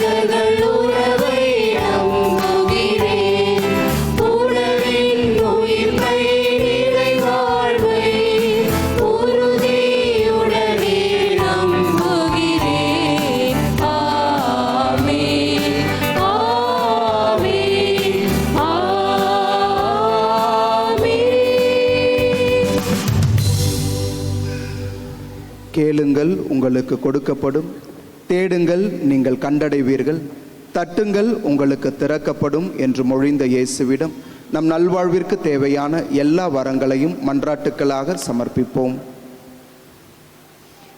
விண்ணுலகிலும் மண்ணுலகிலும் அனைத்து அதிகாரங்களையும் கொண்டுள்ள இயேசுவுக்கு துணிவுள்ள சாட்சிகளாம் நாம் வாழ வரமருள வேண்டும் என்று ஆண்டவரே உம்மை மன்றாடுகின்றோம். ஆண்டவரே எங்கள் மன்றாட்டை கேட்டருளும். விண்ணேற்பு அடைந்த மாட்சியுள்ள இயேசு வாக்களித்தபடி என்றும் நம்முடன் வலிமையுடன் இருக்கின்றார் என்ற உண்மைக்கு நாம் சாட்சிகளாக வாழும்படி ஆண்டவரே உம்மை மன்றாடுகின்றோம். ஆண்டவரே எங்கள் மன்றாட்டை கேட்டருளும். விண்ணகம் சென்ற இயேசு மீண்டும் மாட்சியுடன் வரும்பொழுது நாம் அவரை மகிழ்ச்சியுடனும் துணிவுடனும் சந்திக்கும் அருளை பெற வேண்டுமென்று ஆண்டவரே உம்மை மன்றாடுகின்றோம். ஆண்டவரே எங்கள் மன்றாட்டை கேட்டருளும். ஏழை எளியோர், நோயாளிகள், கைவிடப்பட்டோர் இயேசுவின் ஆறுதலையும் ஆதரவையும் பெற நாம் கருவியாய் அமைய வேண்டுமென்று ஆண்டவரே உம்மை மன்றாடுகின்றோம். ஆண்டவரே எங்கள் மன்றாட்டை கேட்டருளும். கரங்களை குவித்து கண்களை மூடி நம்முடைய தனிப்பட்ட தேவைகளுக்காக ஜெபிப்போம். நாம் பல நேரங்களில் கேட்கின்ற வரங்களை நம்முடைய வாழ்க்கையில நிறைவேற்ற, அதை செயலுக்கு கொண்டு வர தேவையான ஆற்றலை, சக்தியை கடவுள் நமக்கு தர இந்த நேரத்திலே ஜெபிப்போம். அன்பை உருவான இறைவா, இதோ பல்வேறு தேவைகளோடு, ஏக்கங்கள், எதிர்பார்ப்புகளோடு நாங்கள் உம்முடைய பிரசன்னத்தை நாடி வந்திருக்கிறோம். கடந்த மாதம் முழுவதையும் நீர் எங்களுக்கு ஆசீர்வாதமாக தந்திருக்கிறீர். வெயிலின் தாக்கத்தை தணித்து பல நேரங்களில் மழையை கொடுத்து நாங்கள் இதமாக வாழ நீர் உதவி செய்திருக்கிறீர். பல்வேறு நோய் நொடிகளுக்கு மத்தியிலே இங்கே இருக்கிற எங்களில் பலரை நீர் நல்ல ஆரோக்கியத்தோடு வாழச் செய்திருக்கிறீர். அதற்காக உமக்கு நன்றி கூறுகிறோம் ஆண்டவரே. இதோ இந்த புதிய மாதத்தை உம்முடைய கரங்களில் ஒப்புக் கொடுக்கிறோம். இந்த மாதம் முழுவதும் நாங்கள் மேற்கொள்ளுகிற எல்லா செயல்களையும் நீர் ஆசீர்வதித்து அனைத்திலும் எங்களை கரம் பிடித்து வழிநடத்தி எங்களுக்கு உழைப்பதற்கு தேவையான, நாங்கள் முயற்சி செய்வதற்கு தேவையான சூழலையும் சக்தியையும் திடனையும் தைரியத்தையும் கொடுத்து எங்களுக்கு வழிநடத்துவீராக. எங்கள் பாதைகளிலே நாங்கள் சந்திக்கின்ற எல்லா தடைகளையும் எல்லா சோதனைகளையும் எதிர்கொள்ள நீர் எங்களுக்கு துணிவை தருவீராக. நீர் எங்களோடு இருக்கிறீர் என்கிற தைரியத்தோடு, நீர் எங்களுக்காக விண்ணகத்திலே தந்தையாம் கடவுளிடம் தேவையான ஆசிரை பெற்று தருகிறீர் என்கிற தைரியத்தோடு நாங்கள் ஒவ்வொரு நாளும் வாழ உதவி செய்வீராக. இன்னும் நல்ல உடல் உள்ள சுகத்திற்காக ஜெபிக்கின்ற ஒவ்வொரு உள்ளங்களையும், நல்ல வேலைக்காக ஜெபிக்கின்ற ஒவ்வொரு உள்ளங்களையும், நல்ல கல்வி படிப்பிற்காக ஜெபிக்கின்ற ஒவ்வொரு உள்ளங்களையும் நீர் ஆசிர்வதித்து எங்கள் தேவைகளை நீர் நிறைவேற்றி தருவீராக. எங்களுடைய உழைப்பை, எங்களுடைய முயற்சியை கண்ணோக்கி அதற்கான ஆசிரை விண்ணகத்திலிருந்து பொழிந்து நாங்கள் ஒவ்வொருவரும் நல்வாழ்வு வாழ, நாங்கள் ஒவ்வொருவரும் நலமான வளமான வாழ்வு வாழ தேவையான ஆசிரை தந்து வழிநடத்தும். இந்த மன்றாட்டுக்களை எல்லாம் எங்கள் ஆண்டவராகிய கிறிஸ்து வழியாக உம்மை பார்த்து மன்றாடுகின்றோம். ஆமென்.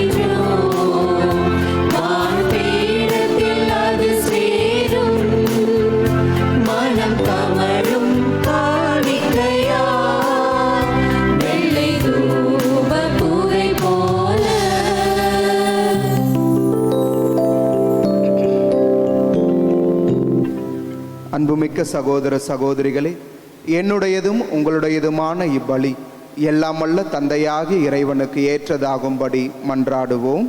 ஆண்டவர் தமது பெயரின் புகழ்ச்சிக்காகவும் மாட்சிக்காகவும் நமது நன்மைக்காகவும் புனித திரு அவை அனைத்து நலனுக்காகவும் உமது கையிலிருந்து இப்பலியை ஏற்றுக்கொள்வாராக. ஆண்டவரே, உம் திருமகனின் வணக்கத்திற்கு உரிய விண்ணேற்றத்தை முன்னிட்டு நாங்கள் தாழ்மையுடன் இக்காணிக்கைகளை உம் திருமுன் கொண்டு வருகின்றோ. இவ்வாறு இப்புனிதமிக்க பரிமாற்றத்தினால் நாங்களும் விண்ணகத்திற்கு உரியவற்றையே நாட உமது ஆசீரை அருள்வீராக. எங்கள் ஆண்டவராகிய கிறிஸ்து வழியாக உம்மை மன்றாடுகின்றோ.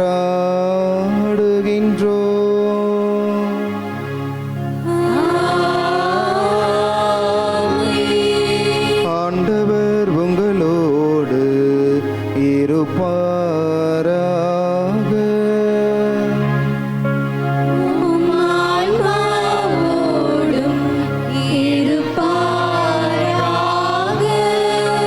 இதயங்களை மேலே எழுப்புங்கள்.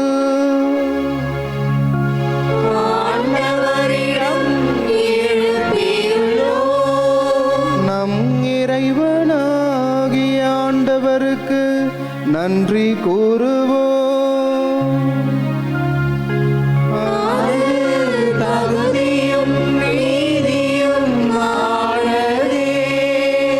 ஆண்டவரே, தூயவரான தந்தையே, என்றும் உள்ள எல்லாம் வல்ல இறைவா,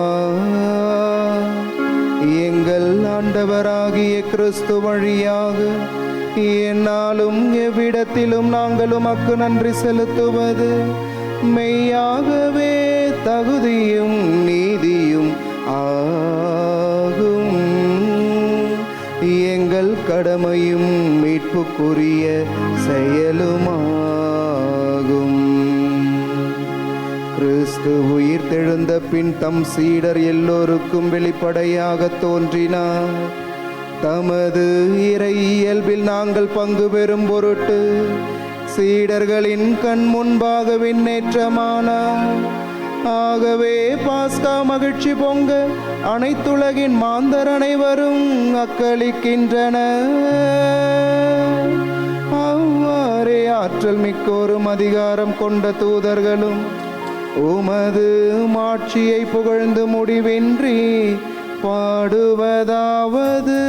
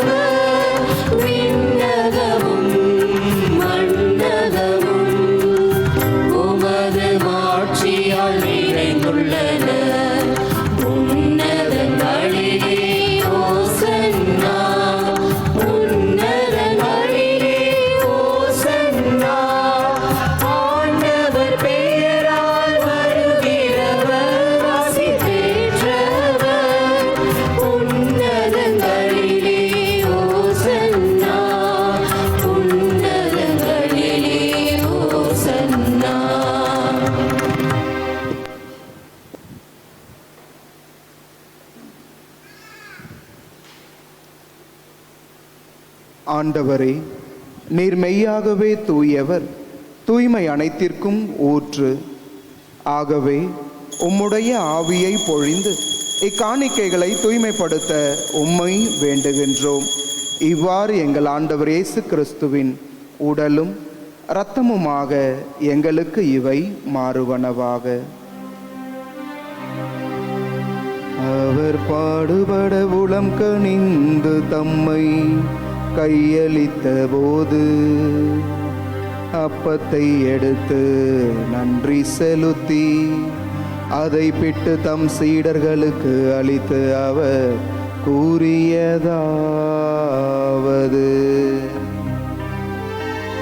அனைவரும் இதிலிருந்து பெற்று உண்ணுங்கள், ஏனெனில் இது உங்களுக்காக கையளிக்கப்படும் என் உடல்.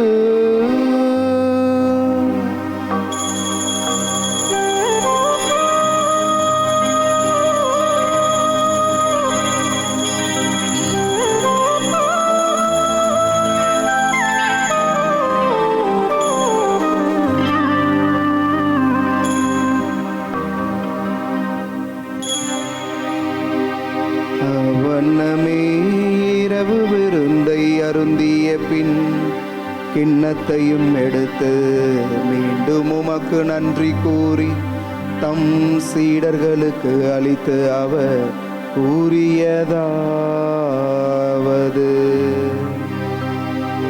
அனைவரும் இதிலிருந்து பெற்று பருகுங்கள், ஏனெனில் இது புதிய நிலையான உடன்படிக்கைக்கு உரிய என் இரத்தத்தின் கிண்ணம்.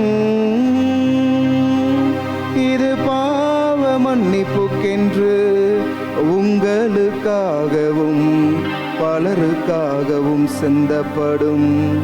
இதை என் நினைவாக செய்யுங்கள். இதை என் நினைவாக செய்யுங்கள்.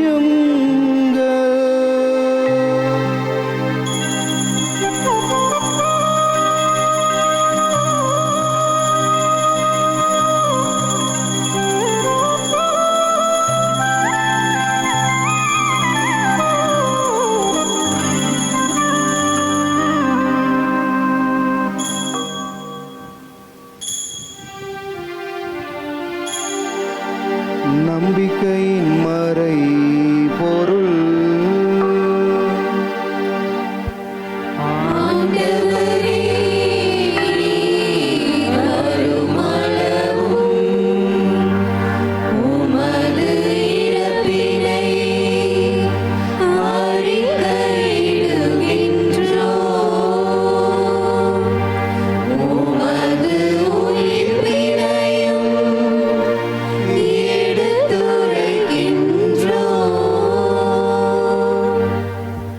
ஆகவே ஆண்டவரே, நாங்கள் கிறிஸ்துவின் இறப்பினையும் உயிர்ப்பினையும் நினைவு கூர்ந்து வாழ்வுதரும் அப்பத்தையும் மீட்பு அளிக்கும் கிண்ணத்தையும் உமக்கு ஒப்புக் கொடுக்கின்றோம். உம் திருமுன்னின்று உமக்கு ஊழியம் புரிய தகுந்தவர்கள் என எங்களை ஏற்றுக்கொண்டீர். எனவே உமக்கு நன்றி செலுத்துகின்றோம். மேலும் கிறிஸ்துவின் உடலிலும் இரத்தத்திலும் பங்கு கொள்ளும் எங்களை தூய ஆவியார் ஒன்று சேர்க்க வேண்டுமென உம்மை தாழ்மையுடன் மன்றாடுகின்றோம். ஆண்டவரே, உலகெங்கும் பரவியிருக்கும் அது திரு அவையை நினைவு கூர்ந்தருளும். எங்கள் திருத்தந்தை லியோ, எங்கள் பேராயர் ஜார்ஜ், எல்லா திருநிலையினர் ஆகிய அனைவரோடும் உமது திரு அவை அன்பில் நிறைவு பெறச் செய்தருளும். உயிர்த்தெழும் எதிர்நோக்குடன் துயில் கொள்ளும் எங்கள் சகோதரர் சகோதரிகளையும் இறந்தோர் அனைவரையும், சிறப்பாக இத்திருப்பலியில் நினைவு கூறப்படுகிற அனைத்து ஆன்மாக்களையும் இரக்கத்துடன் நினைவு கூர்ந்து உமது திருமுக ஒளியினுள் ஏற்றருளும். எங்கள் அனைவர் மீதும் இரக்கமாயிரும். கடவுளின் கன்னித்தாயான புனித மரியா, அவருடைய கணவரான புனித யோசேப்பு, புனித திருத்தூதர் தோமா, ஏனைய திருத்தூதர்கள், இவ்வுலகில் உமக்கு உகந்தவராய் இருந்தோர் ஆகிய புனிதர் அனைவருடனும் நாங்கள் நிலை வாழ்வில் பங்கு கொள்ளும் தகுதி பெற்று உம் திருமகன் இயேசு கிறிஸ்து வழியாக உம்மை புகழ்ந்தேத்து மரமருள உம்மை மன்றாடுகின்றோம்.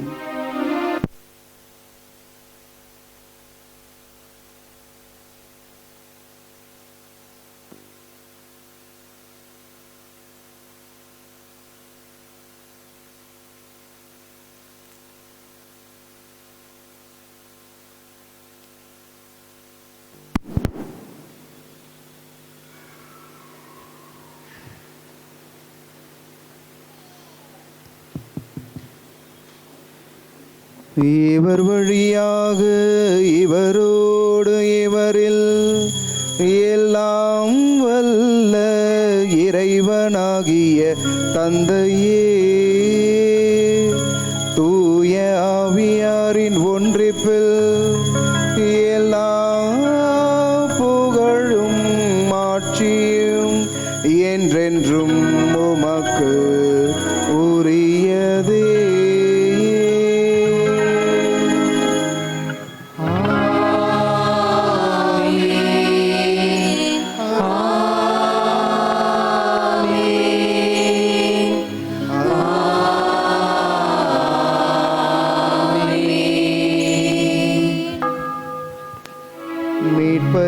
கட்டளையால் கற்பிக்க பெற்று இறை படிப்பினையால் பயிற்சி பெற்ற நாம் துணிந்து பாடுவோம்.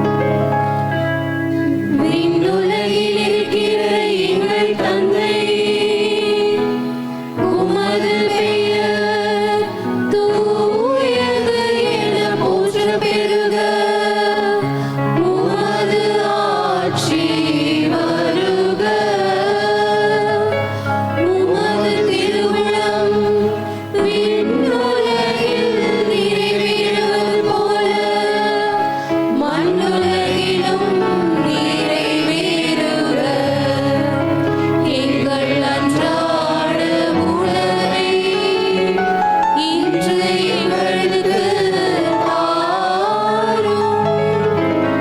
எங்களுக்கு எதிராக குற்றம் செய்வோரை நாங்கள் மன்னிப்பது போல எங்கள் குற்றங்களை மன்னியும். எங்களை சோதனைக்கு உட்படுத்தாதேயும்.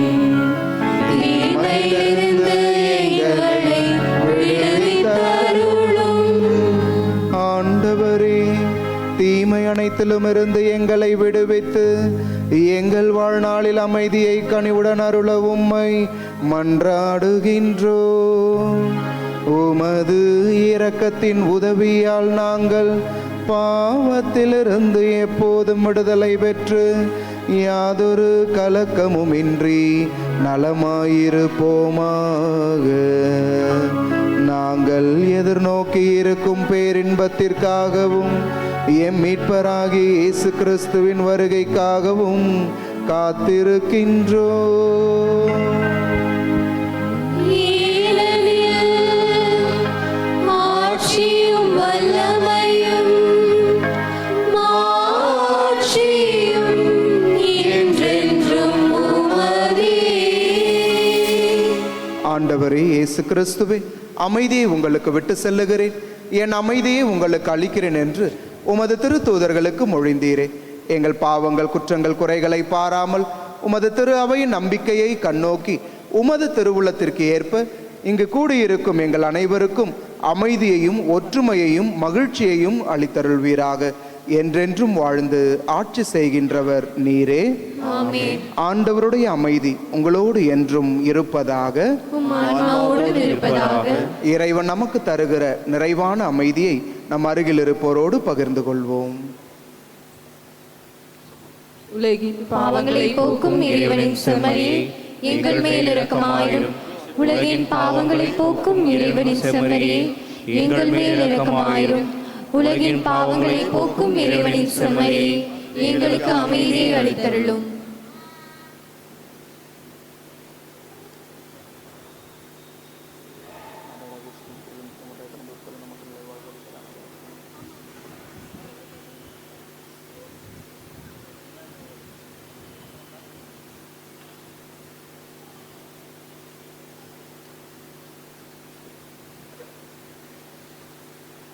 இதோ இறைவனின் செம்மறி, இவரே உலகின் பாவங்களை போக்குகிறவர். இந்த செம்மறி தருகிற அன்பின் விருந்திற்கு அழைக்க பெற்றிருக்கிற நாம் ஒவ்வொருவருமே பேறு பெற்றோர்.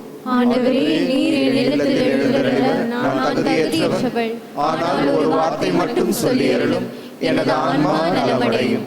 கிறிஸ்துவின் திருவுடலும் திரு ரத்தமும் நம்மை பாதுகாத்து நமக்கு நிலை வாழ்வு அளிப்பதாக. ஆமென்.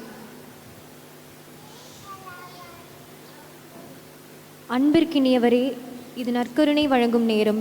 தகுதியுள்ள கத்தோலிக்க கிறிஸ்தவர்கள் மட்டும் முன்வந்து பெற்றுக்கொள்ளவும்.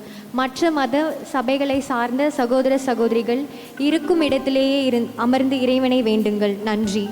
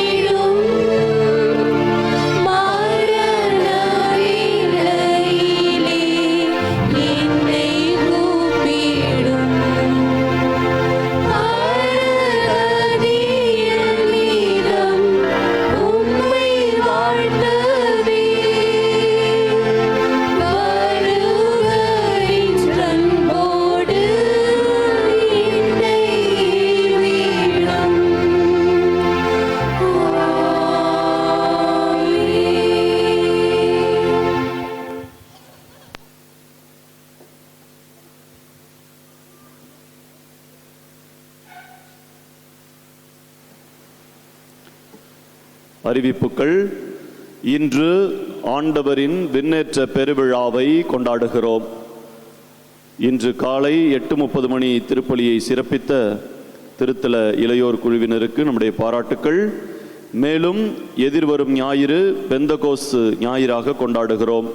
அன்று காலை 8:30 மணி திருப்பலியை சிறப்பிப்போர் 4ஆம் அன்பியமான புனித பாத்திமா மாதா அன்பிய பொறுப்பாளர்களும் இறை மக்களும்.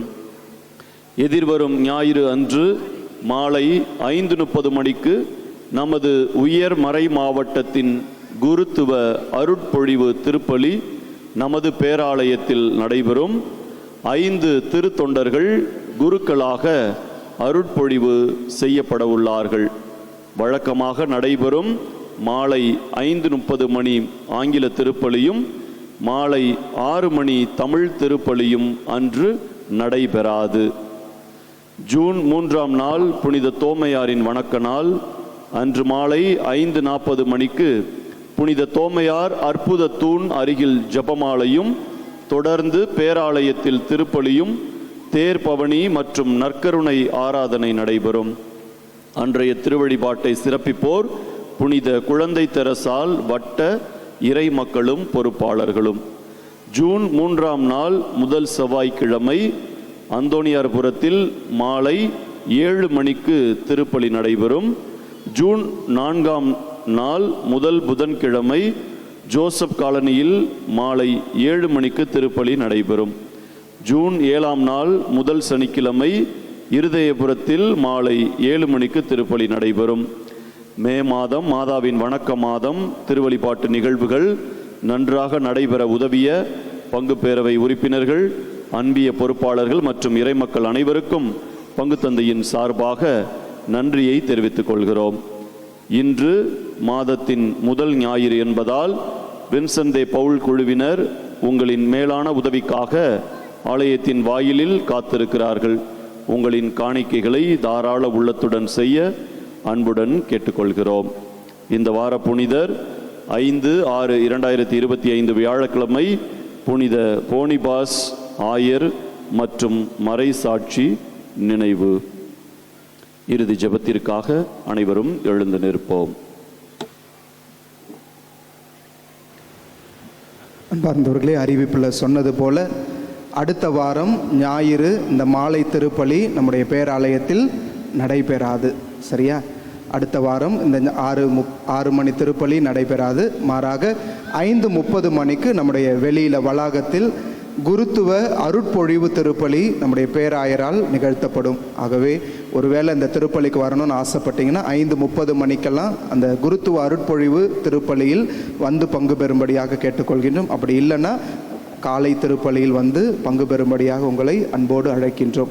அடுத்த வாரம் மாலை 5:30 மணி ஆங்கில திருப்பலியும் 6 மணி இந்த தமிழ் திருப்பலியும் நம்முடைய பேராலயத்திலே நடைபெறாது.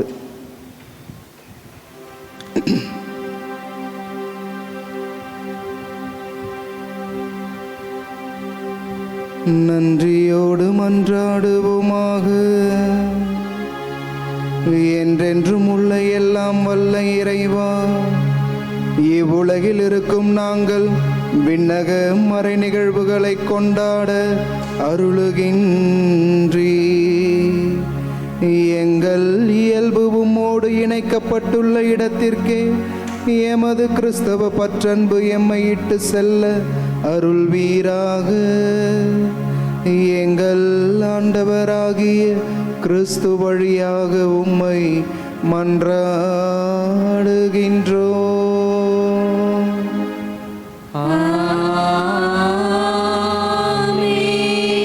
ஆண்டவர் உங்களோடு இருப்பாராக.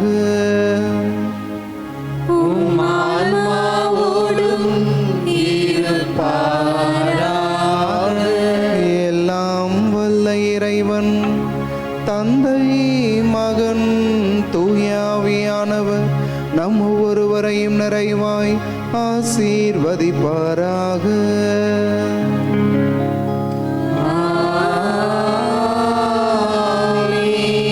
இறைவனின் ஆசீரை பெற்றவர்களாய் சென்று வாழுங்கள்.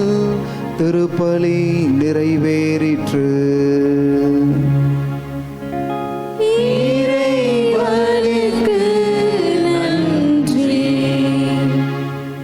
அன்பார்ந்தவர்களே, அடுத்து ஒரு 10 நிமிடம் நற்கருணை ஆராதனை நடைபெறும். முழந்தால் படியிடுவோம்.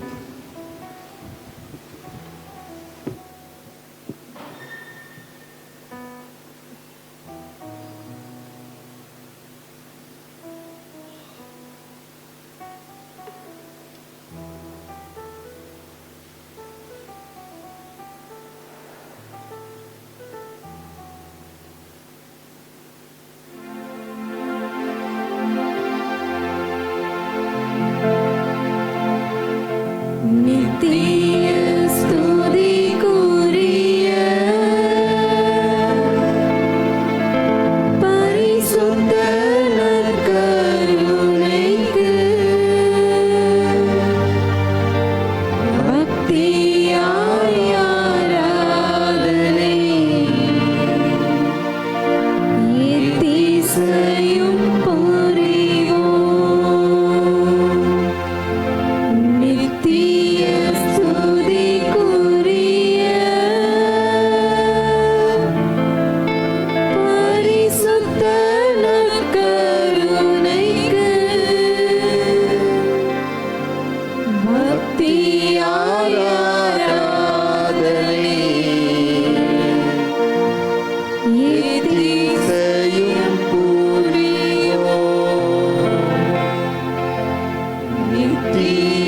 ஸ்துதிக்குரிய பரிசுத்த நற்கருணைக்கு பக்தியாய் ஆராதனை எத்திசையும்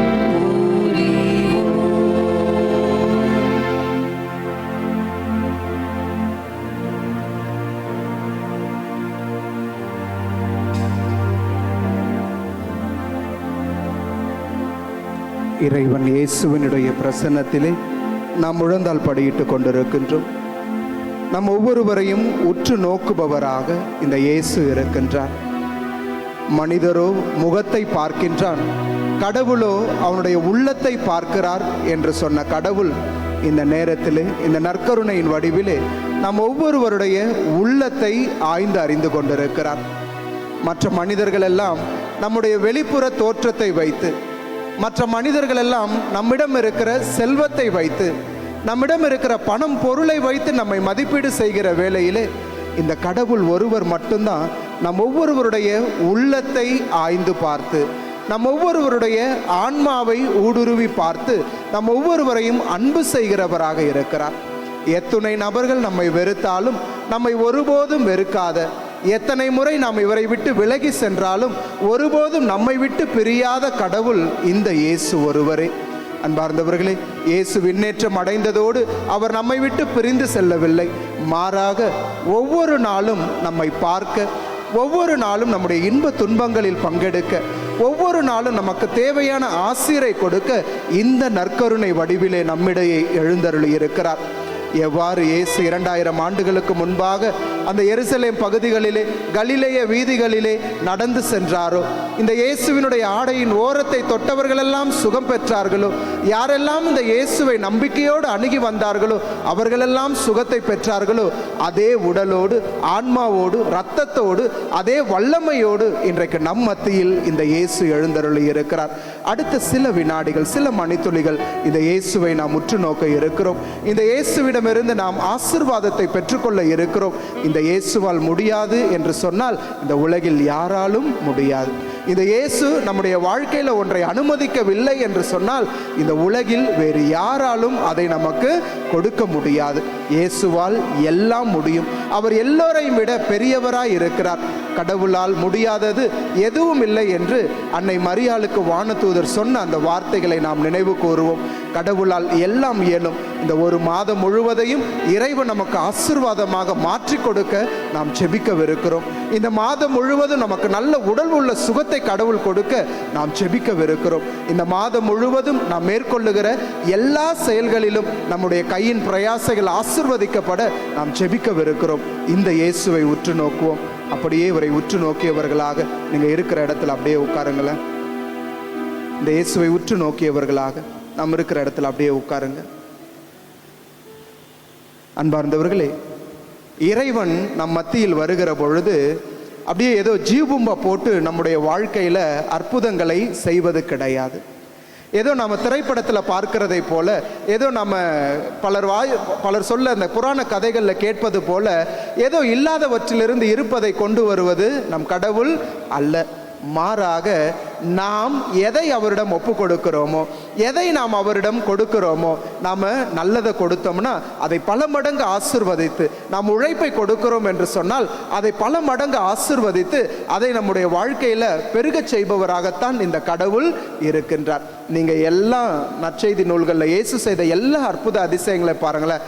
ஒரு சின்ன பையன் கொண்டு வந்து கொடுத்த அந்த 5 அப்பம் 2 மீன் தான் 5000 பேருக்கு உணவு கொடுக்கக்கூடிய அவ்வளவு பெரிதாக பல்கி பெருகக்கூடியதாக மாறியது.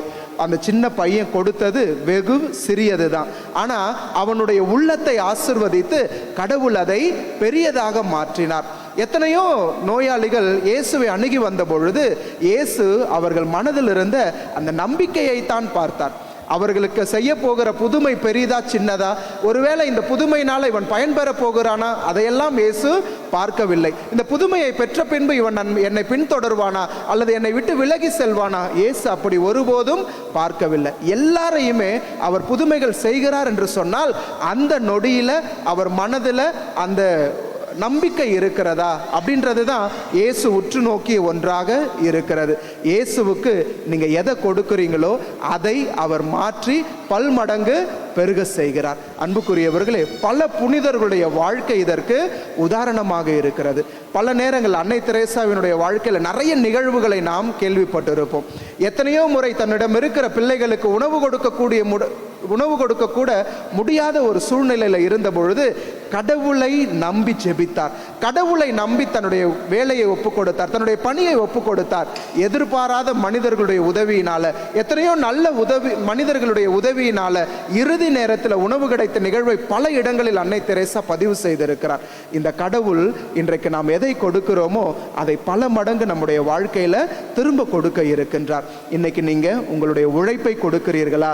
அந்த உழைப்பை ஆசீர்வதித்து பெருக செய்ய போகிறார். இன்றைக்கு எல்லோருமே கடின உழைப்பாளிகள் தான். ஆனால் இன்றைய இருக்கிற இந்த அறிவியல் உலகில் கடின உழைப்பு நமக்கு தேவையில்லை, ஹார்ட் ஒர்க் நமக்கு தேவையில்லை, ஸ்மார்ட் ஒர்க் நமக்கு தேவைப்படுகிறது. எங்க உழைக்கணும், எப்படி உழைக்கணும் என்கிற ஞானம் நமக்கு தேவைப்படுகிறது. இந்த மாதம் முழுவதும் நாம் செய்யவிருக்கிற இந்த பணியை கடவுளிடம் ஒப்பு கொடுக்கிற இந்த சூழல்ல இந்த இயேசுவை உற்று நோக்குவோம். இந்த இயேசுவை உற்று நோக்குவோம். ஆண்டவரே, என்கிட்ட இருக்கிற டேலண்ட் ரொம்ப கம்மி தான், என்கிட்ட இருக்கிற உற்சாகம் ரொம்ப கம்மி தான், என்கிட்ட இருக்கிற பணம் ரொம்ப கம்மி தான், என்கிட்ட இருக்கிற பொருள் ரொம்ப கம்மி தான். ஆனால் என்னுடைய ஏக்கம் எதிர்பார்ப்பு அதை விட பல மடங்கு அதிகமாக இருக்கிறது. நான் உம்மீது வைத்திருக்கிற நம்பிக்கை அதை விட அதிகமாக இருக்கிறது. நீங்கள் நினச்சிங்கன்னா என் வாழ்க்கையில் எல்லாவற்றையும் மாற்ற முடியும் என்கிற அந்த நம்பிக்கையோடு நான் என்னை ஒப்பு கொடுக்கிறேன் என்று சொல்லி இவரை உற்று நோக்கியவர்களாக, அவரை உற்று நோக்கியவர்களாக, உங்ககிட்ட என்ன இருக்குதோ, உங்ககிட்ட இருக்கிற டேலண்ட்டோ, நீங்கள் எதை பெருசாக நினச்சிருக்கிறீங்களோ, எது உங்ககிட்ட இருக்குன்னு நினைச்சிருக்கிறீங்களோ அதை இந்த இயேசுவை உற்று நோக்கியவர்களாக நம்முடைய மனதில் நினைத்து பார்ப்போம். சில மணித்துளிகள் அமைதியாக இந்த இயேசுவை உற்று நோக்கி நம் மனதில் இருக்கிற எல்லா தேவைகளையும் அவரிடம் ஒப்பு கொடுப்போம். என்ன இருக்கோ அதை கொடுங்க. அதை கடவுள் இந்த மாதம் முழுவதும் ஆசீர்வதித்து பல்கி பெருக செய்யவிருக்கிறார். அவரை உற்று நோக்கியவர்களாக அமைதியாக நம்மிடம் இருக்கிறதை இந்த ஆண்டவரிடம் ஒப்பு கொடுப்போம்.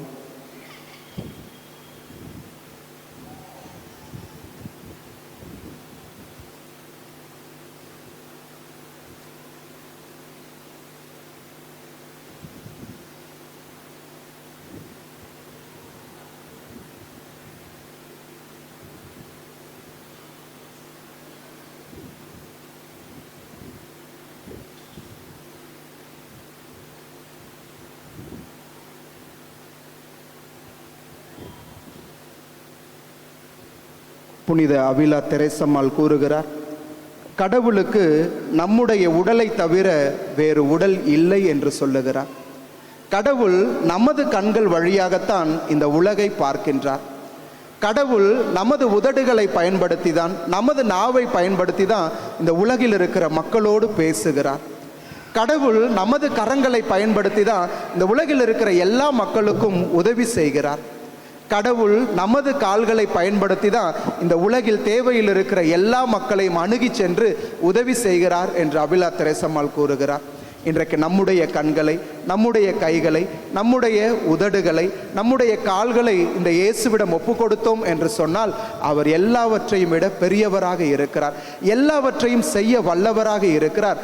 நம்மை பயன்படுத்தி மாபெரும் மாற்றங்களை நம்முடைய வாழ்விலும் சரி, நமக்கு அடுத்திருப்பவர்களுடைய வாழ்விலும் சரி செய்ய வல்லவராக இந்த இயேசு இருக்கிறார். அவரிடம் நம்மையே ஒப்பு கொடுத்தவர்களாக யோசனையில் பெரியவரே ஆராதனை ஆராதனை என்கிற பாடலை இந்த இயேசுவை உற்று நோக்கியவர்களாக நம்மை ஒப்பு கொடுத்தவர்களாக நாம் அனைவரும் சேர்ந்து பாடுவோம். நம் எல்லோருக்குமே பரிச்சயமான பாடல். ஆகவே பாடகர் குழுவோடு நாம் சேர்ந்து இந்த பாடலை பாடுவோம்.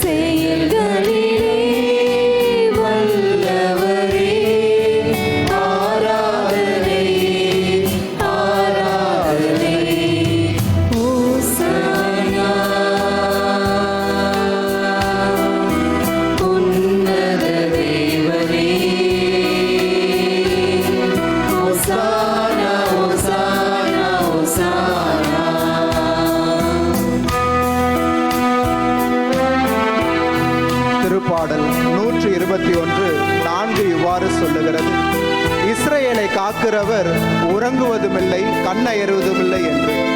ஒவ்வொரு நாளும் இரவும் பகலும் நம்மை பாதுகாத்து வருகிறவராக, கண்மணி போல நம்மை காப்பவராக, கழுகு போல நம்மை சுமப்பவராக இந்த இயேசு இருக்கிறார்.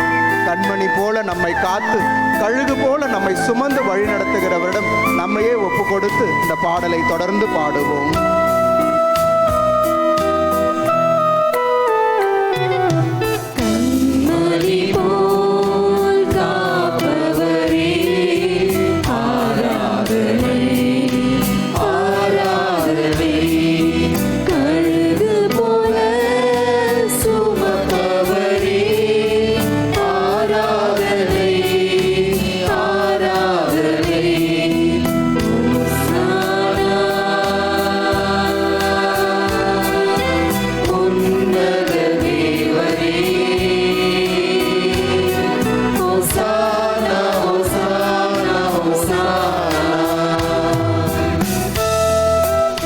கடவுள் வார்த்தையால் இந்த உலகத்தை படைச்சிருக்கலாம், கடவுள் வார்த்தையால் பல அற்புதங்களை செய்திருக்கலாம். ஆனால் உங்களையும் என்னையும் மீட்பதற்கு கடவுள் வார்த்தையை தேர்ந்து கொள்ளவில்லை, செயலை தேர்ந்து கொள்ளுகிறார், சிலுவையை தேர்ந்து கொள்ளுகிறார், அவமானத்தை தேர்ந்து கொள்ளுகிறார். செயல்களினால் தான் நம்மை இந்த கடவுள் மீட்டிருக்கிறார். சிலுவையிலே நம்மை மீட்ட கடவுள் இவர். சிறகுகளால் நம்மை மூடுகிற கடவுளாக இருக்கிறார். சிலுவையினால் நம்மை மீட்டு சிறகுகளால் நம்மை மூடுகிற இந்த கடவுளிடம் நம்மையே அர்ப்பணித்து நாம் தொடர்ந்து பாடுவோம்.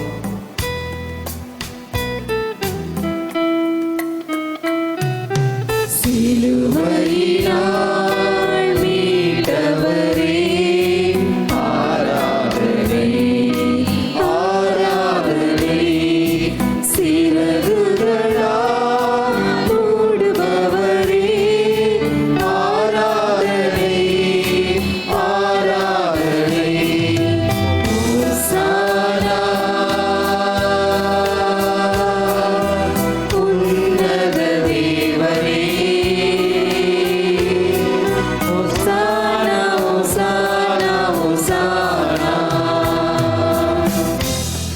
வழி நடத்தும் விண்மீனாக இந்த கடவுள் இருக்கிறார்.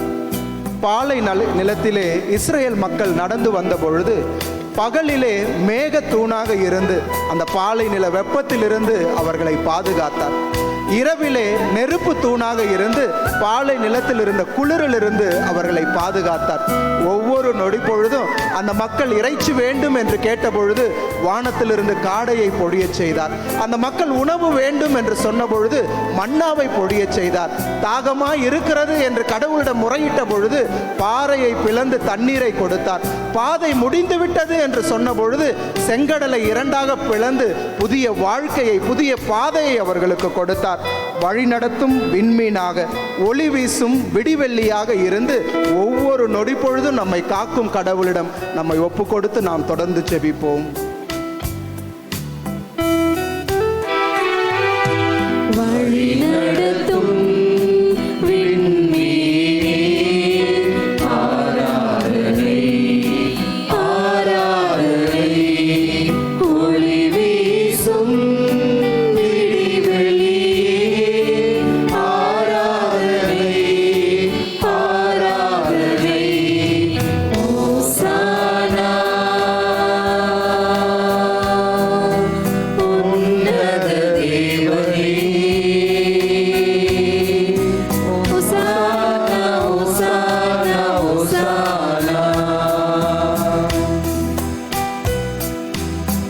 இறைவனுடைய பிரசன்னத்திலே வந்திருக்கிற நாம் முழந்தால் படியிட்டு நம்மை விட பெரியவராக இருக்கிற இந்த கடவுளிடம், நம்மை விட உன்னதராக, நம்மை வாழ்விக்க வல்லவராக இருக்கிற இந்த கடவுளிடம் நம்மையே ஒப்பு கொடுத்து ஜெபிப்போம்.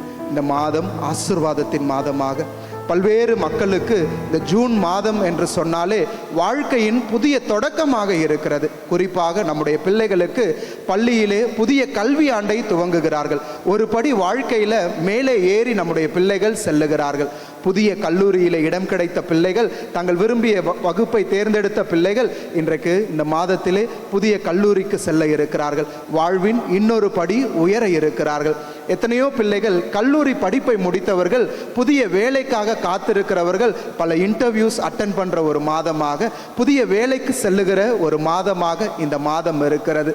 இன்றைக்கு பெரியவர்களுக்கும் இது ஒரு பண நெருக்கடியான ஒரு மாதம்.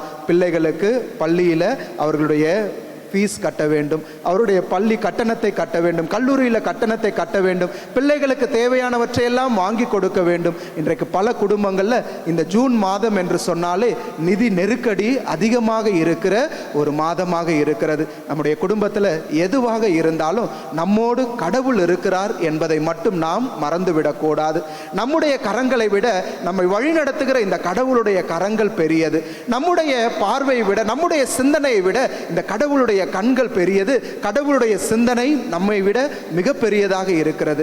நாம் நமக்காக வைத்திருக்கிற திட்டத்தை விட இந்த கடவுள் மாபெரும் திட்டத்தை நமக்காக வைத்திருக்கிறார். அவரிடம் நம்மை ஒப்பு கொடுத்தவர்களாக நம்முடைய குடும்ப தேவைகளுக்காக, நம் தனிப்பட்ட தேவைகளுக்காக இந்த நேரத்தில் ஜெபிப்போம். நம்முடைய தேவைகள் எதுவாக வேண்டுமானாலும் இருக்கலாம். பல நேரங்களில் மற்றவங்க கிட்ட சொல்லக்கூட முடியாத அவமானகரமான சில தேவைகள் கூட நம்முடைய வாழ்க்கையில் இருக்கலாம். நான் யார்கிட்டையும் சொல்ல முடியல, யார்கிட்டையும் உதவின்னு போக முடியல, ஆனால் கடவுளே நீங்க எனக்கு உதவி செய்கிறீங்க என்ற நம்பிக்கையோடு உம்முடைய பாதத்திற்கு வந்திருக்கிறேன் என்று சொல்லி நம்முடைய தேவைகளை இந்த இயேசுவிடம் ஒப்பு கொடுத்து ஜெபிப்போம். இவரை உற்று நோக்கியவர்களாக, கரங்களை குவித்தவர்களாக, இந்த இயேசுவை மட்டுமே உற்று நோக்கியவர்களாக நாம் இந்த வினாடிகளை ஜெபத்தில் செலவிடுவோம். இந்த இயேசு எல்லாவற்றையும் செய்ய வல்லவராக இருக்கிறார்.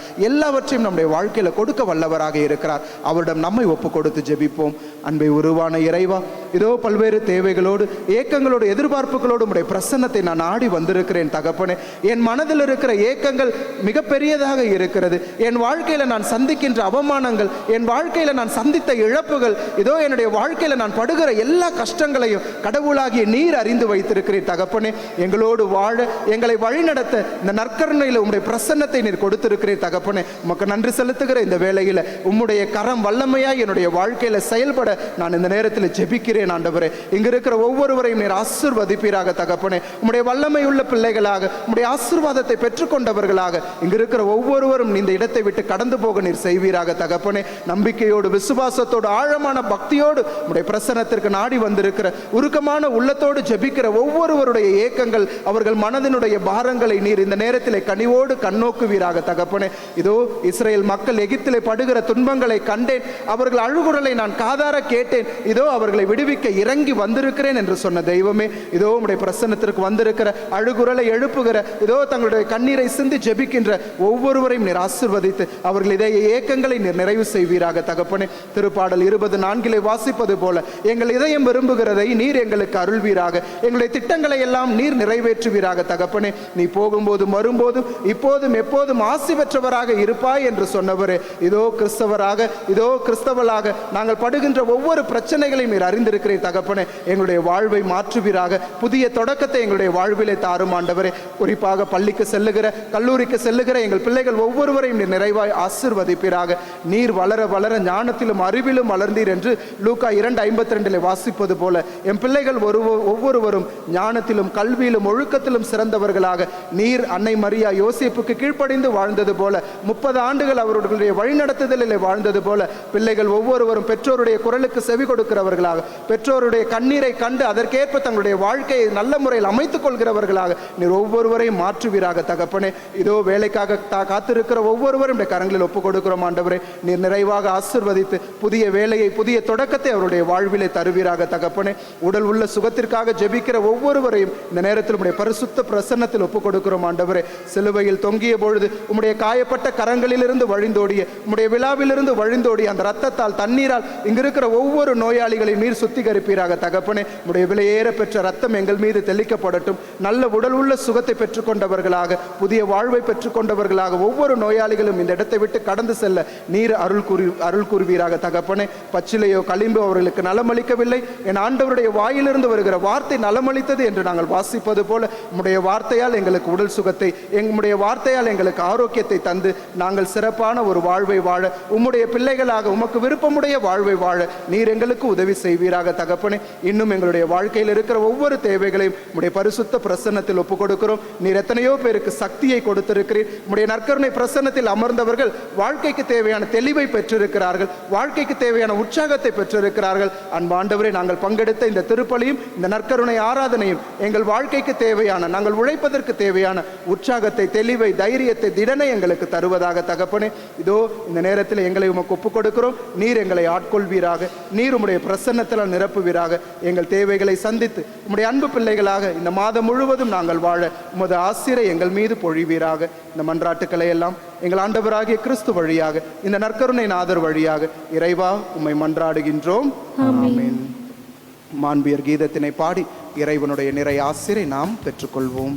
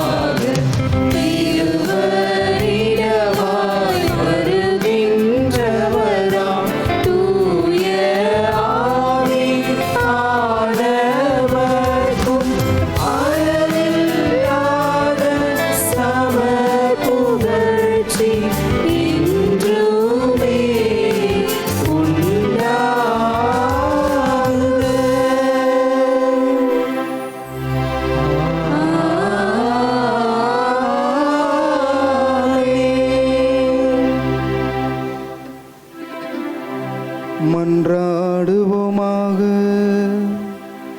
இறைவா, இந்த வியப்புக்குரிய திருவருட்சாதனத்திலே உம்முடைய திருப்பாடுகளின் நினைவை எங்களுக்கு விட்டு சென்றீரே.